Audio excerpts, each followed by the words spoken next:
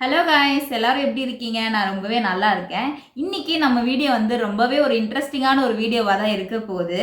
நம்ம சப்ஸ்கிரைபர்ஸ் எல்லாருக்குமே வந்து தெரியும் எனக்கு வந்து ஒரு கேர்ள் பேபி இருக்காங்க அப்படின்னு சொல்லிட்டு. எனக்கு வந்து நார்மல் டெலிவரி தான் ஆச்சு. ஸோ நான் நார்மல் டெலிவரி ஆகிறதுக்கு என்னெல்லாம் பண்ணேன் அப்படின்றத இந்த வீடியோவில் உங்கள் கூட வந்து ஷேர் பண்ணிக்க போகிறேன். ஆக்சுவலி வந்து என்னோட டாக்டர் வந்து என்கிட்ட வந்து நீங்கள் ஹைட் கொஞ்சம் கம்மியாக இருக்கீங்க, நம்ம நார்மல் டெலிவரிக்கு ட்ரை பண்ணலாம், அப்படி இல்லை அப்படின்ற பட்சத்தில் சி செக்ஷன் போயிடலாம், நம்ம ட்ரை பண்ணலாம் அப்படின்னு சொன்னாங்க. பட் ஆனால் லாஸ்ட்டில் நடந்ததே வேறு. ஸோ இந்த வீடியோ வந்து ரொம்ப இன்ட்ரெஸ்டிங்காக இருக்கும். வீடியோ ஸ்கிப் பண்ணாமல் ஃபுல்லாக பாருங்கள். என்னோடய வீடியோஸ்லாம் உங்களுக்கு யூஸ்ஃபுல்லாக இருந்துச்சு, இன்ட்ரெஸ்டிங்காக இருந்துச்சு அப்படின்னா நீங்கள் வந்து என்னை சப்ஸ்கிரைப் பண்ண மறக்காதீங்க. ஆக்சுவலி என்னோடய வீடியோஸ் வந்து நிறைய பேர் வந்து பார்க்குறாங்க, பட் ஆனால் வந்து சப்ஸ்கிரைப் பண்ண மாட்டேங்கிறீங்க. நீங்கள் சப்ஸ்கிரைப் பண்ணிங்கன்னா எனக்கு வந்து கொஞ்சம் மோட்டிவேட்டிங்காக இருக்கும், இன்னும் நிறைய வீடியோஸ் போடணும், நம்ம வீடியோஸ் வந்து நிறைய பேருக்கு பிடிச்சிருக்கு அப்படின்னு சொல்லிட்டு எனக்கும் கொஞ்சம் மோட்டிவேட்டிங்காக இருக்கும். சரி வாங்க வீடியோக்குள்ளே போகலாம். எனக்கு வந்து ப்ரெக்னன்சி கன்ஃபார்ம் ஆனதுலேருந்து ஒரு 3 மாதத்துக்கு வந்து சாப்பிட்றது, வாமிட் பண்ணுறது, படுக்கிறது, இந்த மாதிரி தான் ஃபுல்லாக ரெஸ்ட்டிலே தான் இருந்தேன். என்னால் எந்திரிக்கவே முடியாது, அவ்வளோ தலை சுற்றிச்சு. ஸோ வாமிட்டும் நிறையா இருந்ததுனால என்னால் வந்து பெருசாக எதுவுமே பண்ண முடியல. சரி தூங்கிட்டே தான் இருப்பேன் அப்படியே. அப்புறம் 3 மாதம் முடிஞ்சு 4, 5 மாதம் ஆனதுக்கப்புறம் கொஞ்சம் கொஞ்சமாக தேறி வந்து நல்லாவே ஆக்டிவாக ஆரம்பிச்சிட்டேன். ப்ரெக்னெண்ட்டாக இருக்கனா இல்லையா அப்படின்றதே ஒரு டவுட்டாக இருந்துச்சு. அவ்வளோ ஆக்டிவாக இருந்தேன். 5 மாதம் கழித்து எல்லாமே பண்ண ஆரம்பிச்சிட்டேன். வீட்டில் இருக்கிற எல்லா வேலையும் செய்ய ஆரம்பிச்சிட்டேன். வீடு துடைக்கிறது, பாத்ரூம் கழுவுறது, அந்த மாதிரி எல்லாமே பண்ண ஆரம்பிச்சிட்டேன். அதே மாதிரி வந்து வெளியே வந்து லோக்கலெல்லாம் வந்து நல்லாவே சுற்ற ஆரம்பிச்சிட்டேன். அங்கே போனோம், இங்கே போனோம், அங்கே சாப்பிடணும், இது சாப்பிடணும் அப்படின்னு சொல்லிட்டு நல்லாவே சுற்ற ஆரம்பிச்சிட்டேன். ஸோ வந்து 5 மாதத்துக்கு அப்புறம் 5 மாதம் முடிஞ்சு 6ஆம் மாதத்தில் வந்து நான் எங்கள் ஊருக்கே வந்து நான் ட்ராவல் பண்ணி போயிட்டேன். இப்போ நான் ப்ரெக்னெண்ட்டாக இருந்தேன்னு வச்சுக்கோங்களேன், அந்த மாதிரி ட்ராவல் பண்ணுவீங்களா அப்படின்னு கேட்டிங்கன்னா நான் வந்து மாட்டேன். ஆனால் வந்து அந்த டைமில் எப்படி நான் பண்ணேன் அப்படின்னு தெரியல. 5 மாதம் வீட்டுக்குள்ளேயே இருந்தேன். ஸோ 6ஆம் மாதம் நம்ம எப்படியாவது வெளியே போயிடணும், நமக்கு இது ஒரு சான்ஸு அப்படின்னு சொல்லிட்டு போகணும் அப்படின்னு நினச்சி ட்ரெயினில் வந்து கூட்டிகிட்டு போனாங்க ஊருக்கு. இங்கே வந்து ஒரு 600 கிலோமீட்டர் ட்ராவல் பண்ணி ட்ரெயினில் தான் போனோம். அங்கே போனதுக்கப்புறம் நான் அங்கே வீட்டே இல்லை, அங்கங்கன்னு சுற்ற ஆரம்பித்தோம். நிறைய வந்து அந்த கோயிலுக்கு, இந்த கோயிலுக்கு, அங்கே போனோம், இங்கே போனோம் அப்படின்னு நல்லாவே சுற்ற ஆரம்பித்தோம். அது முடிச்சுட்டு நாங்கள் ரிட்டர்ன் வரும்போது ட்ரெயினில் தான் வந்து பெங்களூருக்கு வந்துட்டோம். தூத்துக்குடி எங்கள் நேட்டிவ் போயிட்டு ரிட்டர்ன் வந்து பெங்களூருக்கு வந்து ட்ரெயினில் வந்துட்டோம். ஸோ வந்து 7th மந்த் ஸ்டார்ட் ஆன உடனே வந்து நான் சொன்ன மாதிரி நான் ஆல்ரெடி என்னோடய ப்ரெக்னன்சி ஜேர்னி வீடியோ போட்டிருப்பேன். அதுலேயே வந்து நிறைய சொல்லியிருப்பேன் நிறைய விஷயங்கள். ஸோ 7th மந்த்லேயே வந்து நான் சென்னை 7 மந்த் ஃபுல்லாகவே வந்து சென்னை போகல அப்படின்றதுனால எனக்கு 7th மந்த்லேயே வந்து பேபி ஷவர் பண்ணி என்னை வந்து சென்னைக்கு அனுப்பிடுங்க அப்படின்னு சொல்லிட்டு சொன்னேன். ஸோ வந்து 7th மந்த் பேபி ஷவர் முடிஞ்சதுக்கு அப்புறமும் கூட வந்து நான் இங்கேருந்து சென்னை போனது வந்து பஸ்ஸில் தான். இப்போ கூட எனக்கு வந்து ஆச்சரியமாக இருக்குது, நம்ம எப்படி வந்து பஸ்ஸில் போகிறதுக்கு ஓகே சொன்னோம், ட்ரெயினில்னா கூட ஓகே கொஞ்சம் சேஃப் தான், பஸ்ஸில் அப்படின்ற போது நான் பயமே இல்லாமல் வந்து ட்ராவல் பண்ணியிருக்கேன். என் வீட்டில் இருக்கவங்களுக்கும் அதை வந்து அலோவ் பண்ணியிருக்காங்க. சரி 7 மந்த் ஆகிடுச்சுல அப்படின்னு சொல்லிட்டு. ஃபஸ்ட்டு ப்ரெக்னன்சி அப்படின்றதுனால ரொம்பவே பயமாக இருந்தது ஃபஸ்ட்டு ஸ்டார்டிங்கில் 3 மந்த்ஸுக்கு. அதுக்கப்புறம் வந்து நார்மலாக ஆகிடுச்சு. எனக்கு வந்து ப்ரெக்னெண்ட்டாக இருக்கும் அப்படின்ற ஃபீலே இல்லை. எவ்ரிதிங் எல்லாமே வந்து நான் வந்து நார்மலாக தான் பண்ணிட்டு இருந்தேன். 7th மந்த் நான் எங்கள் அம்மா வீட்டுக்கு போனதுக்கப்புறமா வந்து நல்லா சாப்பிட ஆரம்பிச்சிட்டேன், நல்லா வெயிட் போட ஆரம்பிச்சிட்டேன். நான் எங்கள் அம்மா வீட்டுக்கு போனதுக்கப்புறம் என்ன பண்ணேன் அப்படின்னு பார்த்தீங்கன்னா, எங்கள் அம்மா வீடு வந்து கீழே வந்து ஹால் இருக்கும், கிச்சன் இருக்கும், மேலே வந்து ரூம் மாதிரி இருக்கும், பெட்ரூம் மாதிரி இருக்கும். ஸோ நாங்கள் அங்கே தான் வந்து தூங்குவோம். அம்மா என் கூட தூங்குவாங்க. ஸோ நான் வந்து ரெஸ்ட் ரூம் போகணுன்னா கீழே இறங்கி தான் வரணும், ஸ்டெப்ஸ் இறங்கி வந்து ரெஸ்ட் ரூம் போகணும். ஸோ 7th மந்த்லேருந்து எனக்கு டெலிவரி ஆகிற வரையும் நான் அப்படி தான் வந்து ரெஸ்ட் ரூம் போயிட்டு இருந்தேன். மேலேருந்து கீழே இறங்கி வந்து ரெஸ்ட் ரூம் போகணும். படி வேறு கொஞ்சம் பெருசாக இருக்குமா, ஸ்டெப்ஸ் வேறு. மதியம் தூங்கினாலும் மேலே ஏறி தான் போவோம், நைட் வந்து தூங்கினாலும் மேலே ஏறி தான் போவோம். அதனால ஸ்டெப்ஸ் ஏறி இறங்கி வந்து எனக்கு நார்மலாகவே ஆயிடுச்சு. இதே வந்து புதுசாக வந்து அந்த ஸ்டெப்ஸில் யாராவது ஏறினாங்கன்னா என்ன இவ்வளோ பெருசாக இருக்குது ஸ்டெப்ஸ் அப்படின்வாங்க. எங்களுக்கு ஆனால் அது வந்து பழகிடுச்சு.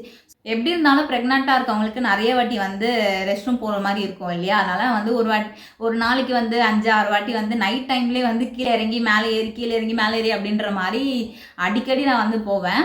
அதே மாதிரி வந்து வேறு என்ன பண்ணேன் அப்படின்னா, எங்கள் அம்மா வந்து எனக்கு 9th மந்த் ஸ்டார்ட் ஆனதுலேருந்தே வந்து சோம்பும் அதுக்கப்புறமா வந்து அதுக்கப்புறம் பனங்கற்கண்டு போட்டு நல்லா சோம்பு ஃபஸ்ட்டு நல்லா வறுத்துக்கணும். அதுக்கப்புறமா வந்து தண்ணியில் கொதிக்க வச்சு பனங்கற்கண்டு போட்டு அதை நல்லா ஒரு 2 கிளாஸ் அளவு தண்ணி வச்சுட்டு 1 கிளாஸ் வர வரைக்கும் நல்லா சுண்டை இது பண்ணிவிட்டு வடிகட்டி கொடுப்பாங்க 9 மாதத்துலேருந்தே. ஆக்சுவலி வந்து இது வந்து நிறைய பேருக்கு வந்து கால் வீக்கம்லாம் இருந்துச்சுன்னா நல்லா குறையும் அப்படின்னு சொல்லி கொடுப்பாங்க.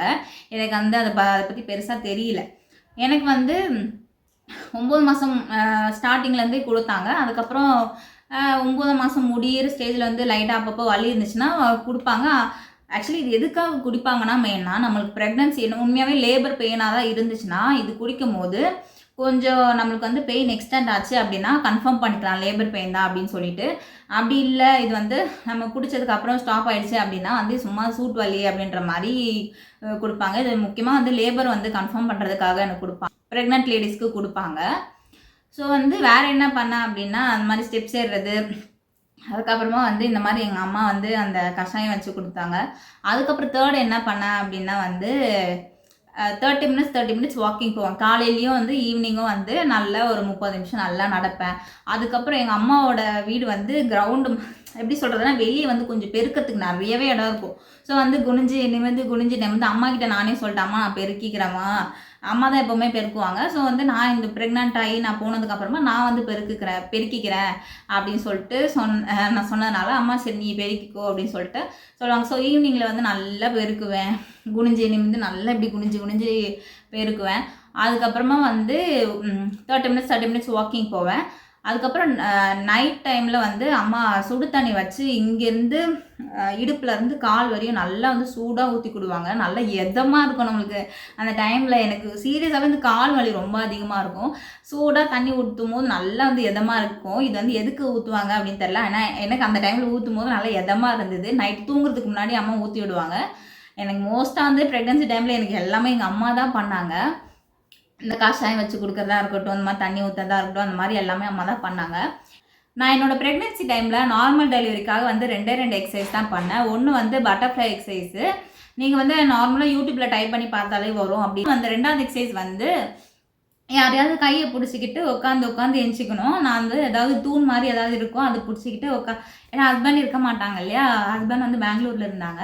ஸோ நான் வந்து எதையாவது பிடிச்சிக்கிட்டு உட்காந்து அந்த டக் வாக் மாதிரி சொல்லுவாங்கள்ல, அது மாதிரி உட்காந்து எந்திப்பேன்.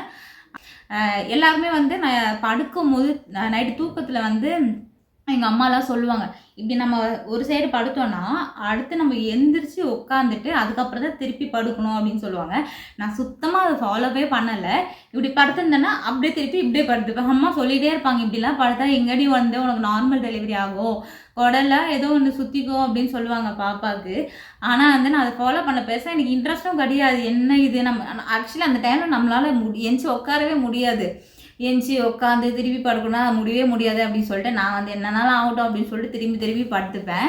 அதுக்கப்புறம் வந்து நான் 9th மந்த் எண்டிங்கில் வந்து பைனாப்பிள் ஜூஸ் வந்து ட்ரை பண்ணேன். ஒரு 2 நாள் மட்டும் பைனாப்பிள் ஜூஸ் குடித்தேன். அதனால தான் வந்து அந்த லேபர் வந்து இன்டியூஸ் பண்ணிச்சா இல்லையா எனக்கு தெரியல. பட் ஆனால் ஒரு 2 நாள் மட்டும் வந்து ஒரு ஈவினிங் டைமில் போல் வந்து வெளியில் தான் கடையில் தான் வாங்கி குடித்தேன், வீட்டில் செய்யலை. பைனாப்பிள் ஜூஸ் வாங்கி ஒரு கிளாஸ் ஃபுல்லாக வந்து 2 நாள் மட்டும் தான் குடித்தேன். அதுக்கப்புறம் வந்து எனக்கு ஆகஸ்ட் 28 வந்து எனக்கு டியூ டேட் வந்து கொடுத்துருந்தாங்க. பட் ஆனால் August 25 every 9th month start ஆனதுக்கப்புறம் எவ்ரி வீக் தேர்ஸ்டே வந்து நான் செக்கப் போவேன். ஸோ ஆகஸ்ட் 25 வந்து தேர்ஸ்டே வந்தது, செக்கப் போகணும் அப்படின்ற மாதிரி இருந்தது. எனக்கு அது வரைக்குமே பெயினே வரல. சரி நம்ம இப்போ போய்கிட்டு ஹாஸ்பிட்டலுக்கு நம்ம வந்து ஆகஸ்ட் 28 போகலாம், நம்மளுக்கு எப்படி இருந்தாலும் இன்டியூஸ் பண்ணி தான் வர வைக்க போகிறாங்க அப்படின்ற மைண்ட் செட்டில் நான் இருந்துட்டேன். அதனால் வந்து ஆகஸ்ட் 25 வந்து செக்கப் போக வேணாமா அப்படின்னு நான் சொல்லியிருந்தேன்.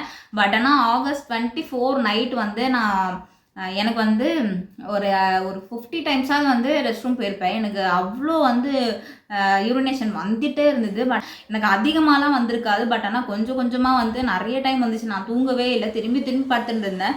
அப்போவே அம்மா வந்து சொல்லிட்டாங்க, உனக்கு டெலிவரி தான் ஆக போகுது, எனக்கு தெரிஞ்சு இது ஒரு சிம்டமாக இருக்குது அப்படின்னு சொல்லிட்டு சொன்னாங்க. நான் நம்பவே இல்லை.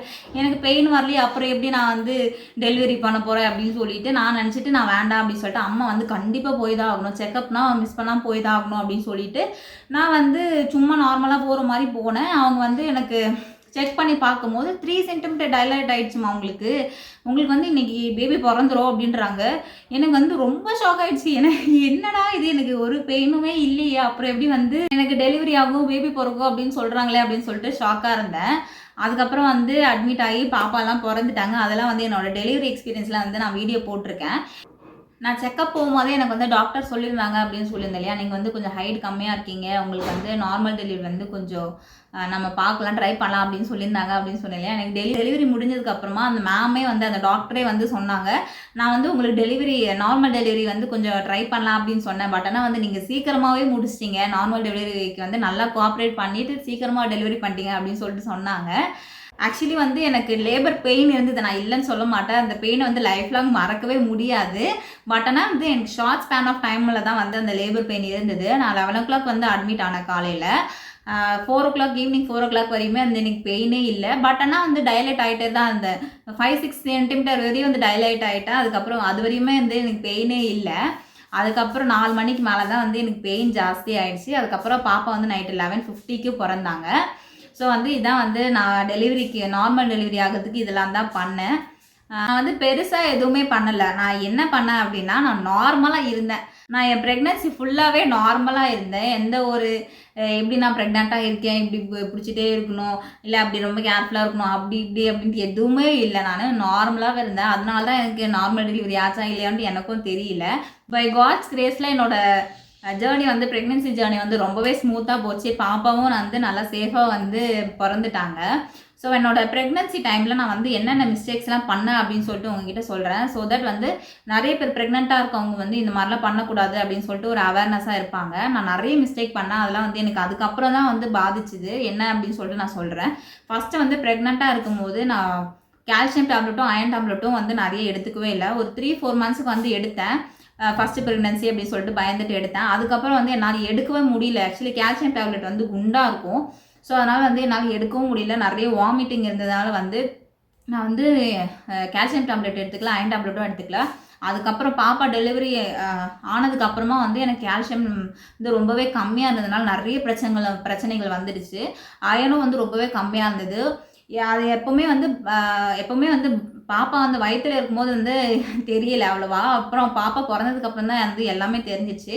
பாப்பா வயிற்றில் இருக்கும்போது அந்த கால்சியம் அயன் டேப்லெட்லாம் வந்து நம்ம எடுத்துக்கலன்னா நம்மகிட்ட இருக்கிற சத்தை வந்து அவங்க எடுத்துப்பாங்க. ஸோ நெக்ஸ்ட்டு வந்து நான் பெருசாக சாப்பிடவே இல்லை, எதுவுமே சாப்பிடவே இல்லை. ஒரு 5 மாதத்துக்கு நான் சுத்தமாக சாப்பிடல. வெயிட்டே வந்து நான் 4-5 கிலோ குறைஞ்சிட்டேன். அதுக்கப்புறம் தான் வந்து இன்க்ரீஸ் ஆனேன்.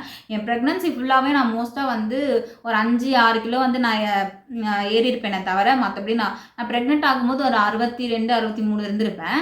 ஆனால் வந்து நான் பாப்பா பிறக்கிறதுக்கு முன்னாடி 69 கிலோ தான் இருந்தேன். ஸோ வந்து பெருசாக நான் எதுவுமே ஏறலை. அதுக்கு ரீசன் வந்து நான் நிறைய சாப்பிடவே இல்லை. 5 மாதம் ஃபுல்லாகவே வந்து அப்படியே போயிடுச்சா, சாப்பிடவும் தோணலை. அதுக்கப்புறம் 7 மாதத்துக்கு அப்புறம் அம்மா வீட்டு போனதுக்கு அப்புறம் தான் கொஞ்சம் நிறைய சாப்பிட ஆரம்பித்தேன். அதுவுமே வந்து நிறைய வந்து வீட்டு சாப்பாடெலாம் அவ்வளோ சாப்பிட மாட்டேன். எனக்கு வந்து வெளியே வாங்கித்தாங்க, எனக்கு அது சாப்பிடணும் இது சாப்பிடணும்னு தோணுது அப்படின்னு சொல்லிட்டு சொல்லுவேன். அம்மாவும் வந்து ப்ரெக்னெண்ட்டாக இருக்கா, கேட்குற ஆசைப்படுறா அப்படின்னு சொல்லிட்டு நிறைய வாங்கி தருவாங்க. ஸோ ஹெல்த்தியான ஃபுட்ஸ் வந்து நான் நிறைய சாப்பிடவே இல்லை. ஸோ நான் செகண்ட் ப்ரெக்னென்ட் ஆனால் நான் வந்து இனிமேல் வந்து நல்லா ஹெல்த்தியாக வந்து ஃபுட்ஸ்லாம் எடுத்துக்கணும் அப்படின்னு சொல்லிட்டு இருக்கிறேன்.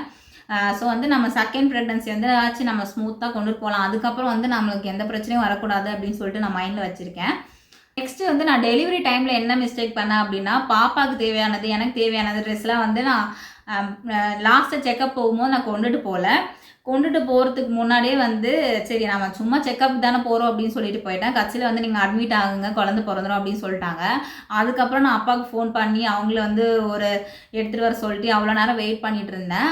அதே மாதிரி நிறைய விஷயங்கள் நான் வந்து அந்த ப்ரெக்னன்சி பேக்லேயே எடுத்து வைக்கல. என் டெலிவரிக்கு தேவையானதை வந்து நிறைய எடுத்து வைக்கல. நான் எனக்கு சும்மா ஒரு 4-5 நைட்டி எடுத்து வச்சுருந்தேன். பாப்பாவுக்கு கொஞ்சம் ட்ரெஸ் எடுத்து வச்சுருந்தேன். அதுக்கப்புறம் வேறு எதுவுமே எடுத்து வைக்கல. பாப்பாவுக்கு தேவையான டைப்பர், எனக்கு தேவையானது எதுவுமே எனக்கு ஆக்சுவலி வந்து அப்போ நாலேஜே இல்லை, எதுவுமே எடுத்தே வைக்கல. ஸோ வந்து நீங்கள் பிஃபோராக வந்து டெலிவரி பேக் வந்து ரெடி பண்ணி வச்சுக்கோங்க. என்னெல்லாம் ரெடி பண்ணணுமோ கரெக்டாக பார்த்து நிறைய வீடியோஸ் இருக்குது யூடியூப்பில். நான் வேணால் நெக்ஸ்ட் அந்த வீடியோ வந்து போடுறேன் என்னெல்லாம் எடுத்து வைக்கணும் அப்படின்னு சொல்லிட்டு. நிறைய யூடியூப்பில் வந்து நிறைய வீடியோஸ் இருக்குது. அதை பார்த்து கரெக்டாக எல்லாத்தையும் எடுத்து வச்சிங்கன்னா உங்களுக்கு அந்த டெலிவரி டைம் வந்து ரொம்பவே ஸ்மூத்தாக போகும். அது வேணும் இது வேணும் அப்படின்னு சொல்லிட்டு வாங்குறதுக்கு அலைஞ்சிட்டு இருக்க தேவையில்ல. நெக்ஸ்ட்டு வந்து என் டெலிவரி டைமில் வந்து நான் ரொம்ப கத்திட்டேன். எனக்கு வந்து ரொம்ப நேரம் வந்து பெயின் இல்லை, ஆனால் கொஞ்சம் நேரம் தான் பெயின். அதுக்கே வந்து ரொம்ப கத்திட்டேன். ஃபுல்லாக வந்து கத்திகிட்டே இருந்துட்டேன். வந்து ரொம்ப வலி தாங்க முடியாமல் கத்திகிட்டே இருந்தேன். ஆனால் நீங்கள் அந்த ப்ரெக்னெண்ட்டாக இருக்கவங்களுக்கு டெலிவரி ஆக போகுது அப்படின்னா நீங்கள் வீடியோ பார்த்துட்டு இருக்கீங்க அப்படின்னா வந்து உங்களுக்கு பெயின் வரும். ஒரு 10 மினிட்ஸ் எனக்கு வந்து எப்படி வந்ததுன்னா 10 மினிட்ஸ்க்கு 3 வாட்டி கான்ட்ராக்ஷன் வந்தது. அந்த 3 வாட்டியுமே ஒரு 30 செகண்ட் வந்து பெயின் இருக்கும். ஒரு 10 நிமிஷத்தில் 3 வாட்டி வரும். அது ஒவ்வொன்றும் வந்து 30 செகண்ட்க்கு வந்து எனக்கு கான்ட்ராக்ஷன் இருந்தது. அந்த டைம்லலாம் ரொம்ப வந்து கத்த ஆரம்பிச்சேன். அந்த ரூமில் இருக்கவங்க எல்லாருக்குமே வந்து இந்த பொண்ணு என்ன இப்படி கத்துது அப்படின்னு சொல்கிற மாதிரி இருந்தாங்க. அதனால் வந்து நீங்கள் ரொம்ப கத்தாதீங்க. பெயின் வந்துச்சுன்னா நல்லா பல்ல கடிச்சிட்டு அமைதியாகவே இருந்துருங்க. இதுக்கு ஏன் சொல்கிறேன்னா அதுக்கு ரீசன் இருக்குது.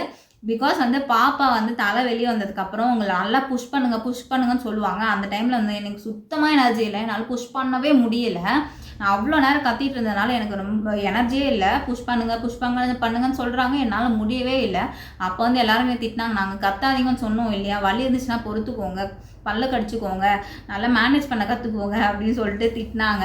அதனால் வந்து எனக்கு அந்த டைமில் வந்து பாப்பா புஷ் பண்ணவே முடியல. அப்புறம் எப்படியோ வந்து புஷ் பண்ணி தான் ஆகணும் அப்படின்ட்டு ரொம்ப புஷ் பண்ணதுக்கப்புறம் ரொம்பவே வந்து டவுன் ஆகிட்டேன். ஸோ வந்து இதெல்லாம் தான் வந்து நான் என்னோடய ப்ரெக்னன்சிலையும் டெலிவரி டைம்லேயும் வந்து நான் பண்ண மிஸ்டேக்ஸு. இதெல்லாம் பார்த்து நீங்கள் வந்து இதெல்லாம் பண்ணக்கூடாது அப்படின்னு சொல்லிட்டு நீங்கள் கற்றுருப்பீங்க. ஸோ அவ்வளோதான் ஃப்ரெண்ட்ஸ், இந்த வீடியோ வந்து நம்ம முடிச்சிக்கலாம். இந்த வீடியோ வந்து உங்களுக்கு யூஸ்ஃபுல்லாக இருந்துச்சு அப்படின்னா ஒரு சப்ஸ்கிரைப் பட்டனை வந்து தட்டிக்கோங்க. எனக்கு வந்து ரொம்பவே யூஸ்ஃபுல்லாக இருக்கும், ரொம்பவே மோட்டிவேட்டிங்காக இருக்கும். சரி, ஓகே ஃப்ரெண்ட்ஸ், பாய்.